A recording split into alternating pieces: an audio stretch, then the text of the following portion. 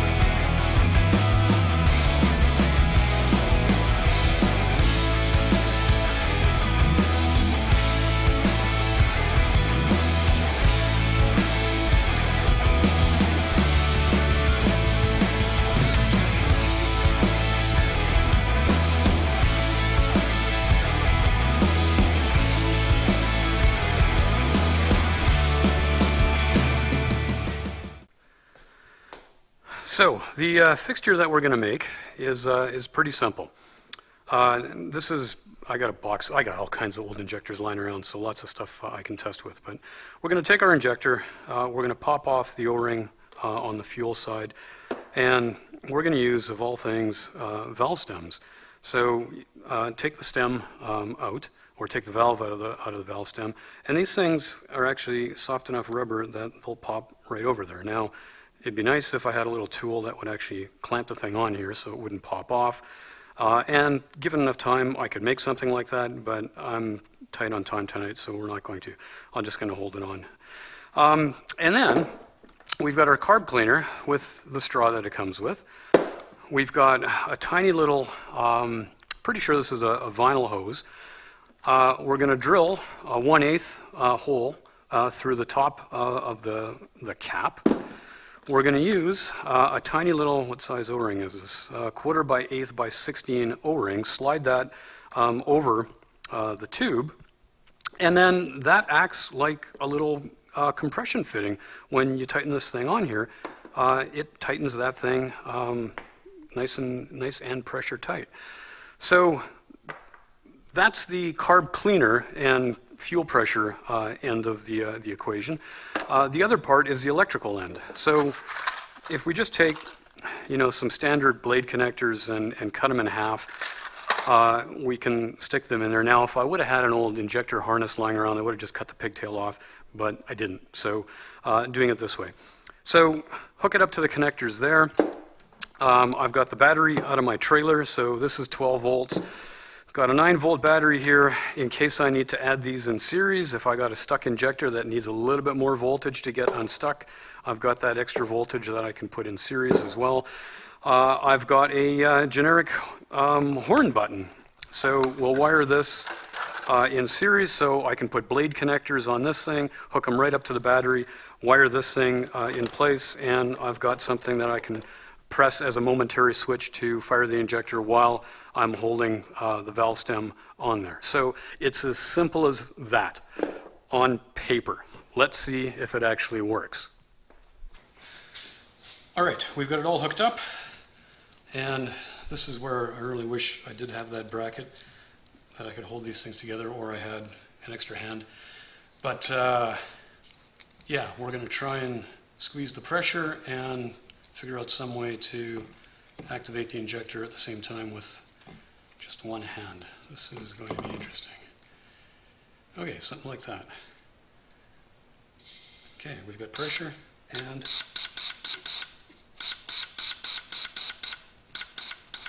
how about that? It works. Okay, so this injector was in fact not working, so obviously it's working now, so that works. Now we just got 4 more of the actual injectors from the car to do, so let's get after that.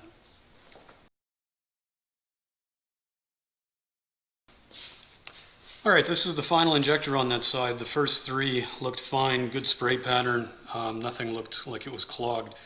So yeah, I'm hoping that this one is the clogged one. If not, then I've got some kind of other problem on that side of the engine that's causing it to run a little bit lean. But anyway, let's hope for the best on this one. And by the best, I mean the worst. Let's hope this one doesn't work.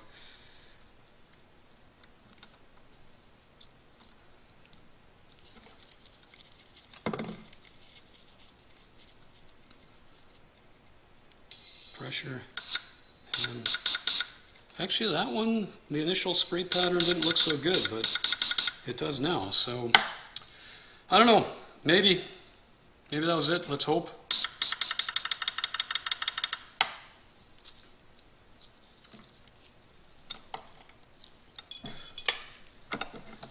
Anyway, that was 4 injectors cleaned in very short order. So let's put it all back together and see what happens.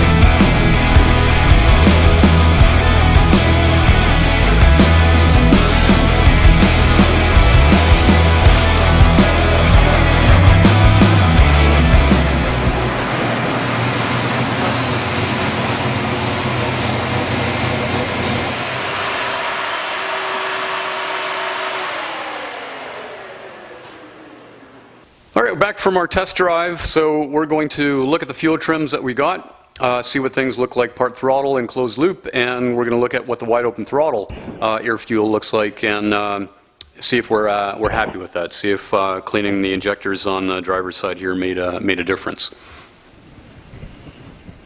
So here's the data log showing what kind of problem we had between the two different banks. So the green here is bank 1, which is a passenger side on a Ford. Bank 1 is where cylinder number 1 is. And the red here is going to be the other bank. So, at any point, you can look at it here, and we've got, a whole air fuel number different between the two sides. So, bank 2 here is about where we want it. We're running the thing closed loop here, so, we're in the mid to low 14s. We're happy with that. But you can see that the other side is calling for much higher air-fuel ratios to try and hold the closed loop lambda value. Now, I need to explain, it's not that bank 1 here is running lean, it's actually the other way around. What we're looking at here, these are the lambda values that the ECU is commanding to try and achieve a closed loop. Sorry, this is the air-fuel numbers that the ECU is commanding in order to try and achieve a lambda of 1. In other words, it's leaning out the passenger side, bank 1, to try and get a lambda value of 1, whereas the other side is completely happy. I mean, we want to be in the mid 14s, mid to high 14s ideally, but this is good. So I've tuned this thing to the lean side, which is actually this side. This side is rich, so when it's in closed loop, it's trying to run it leaner to, undo that richness or to compensate for that richness. So this is why we figured that there was an injector that was clogged or something on bank 2, that side was running leaner, this side was running richer. So after the cleaning, let me just open a data log and we can see what it looks like after.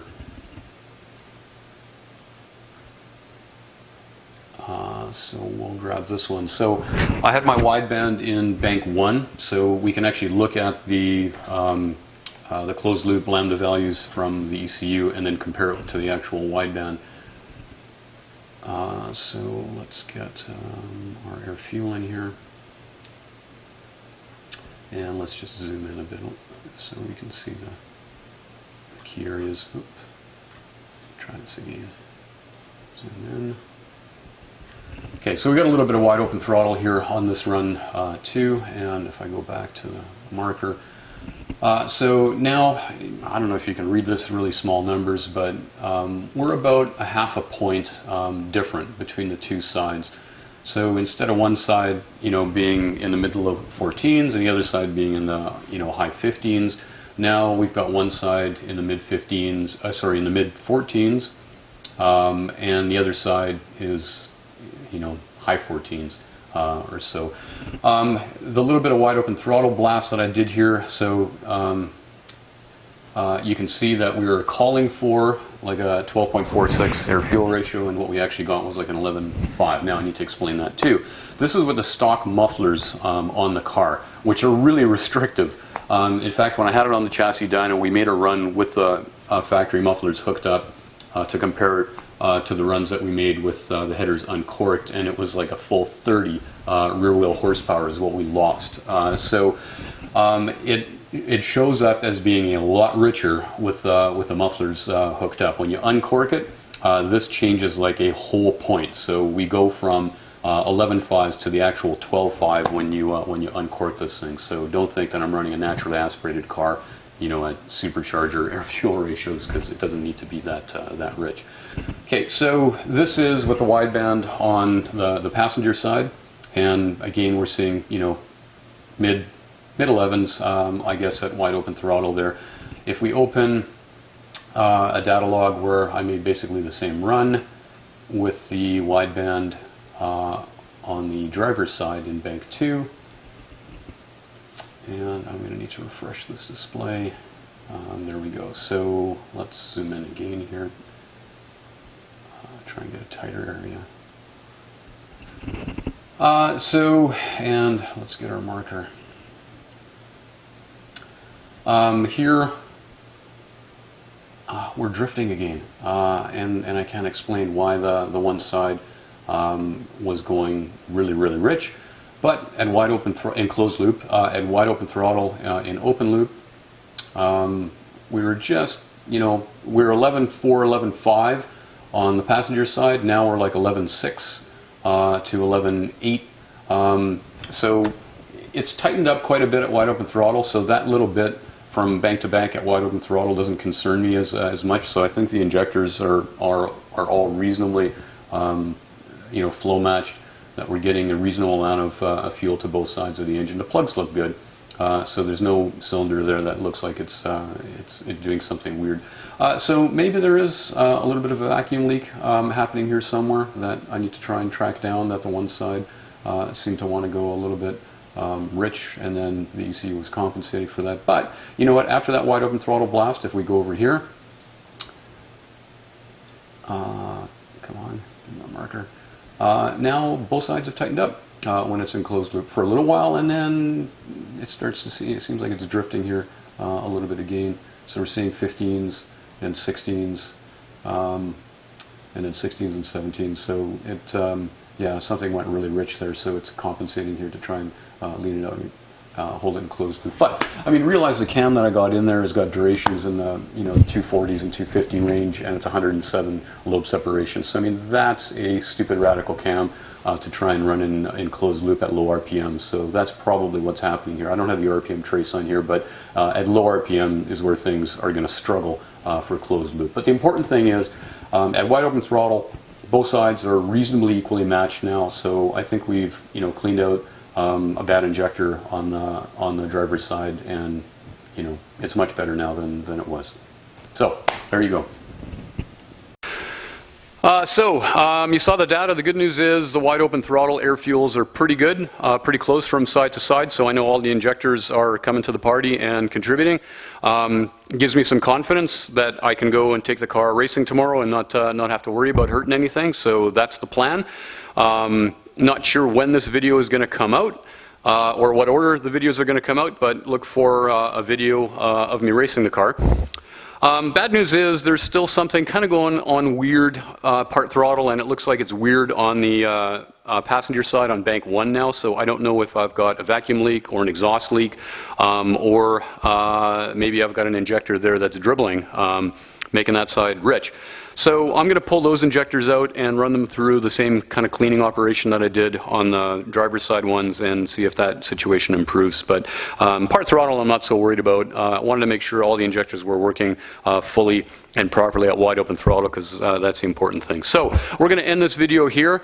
Thanks for watching. As usual, like, comment, subscribe, share with your friends, and watch for an upcoming video, or maybe I already posted it, from when I take this thing out racing. We'll see you next time.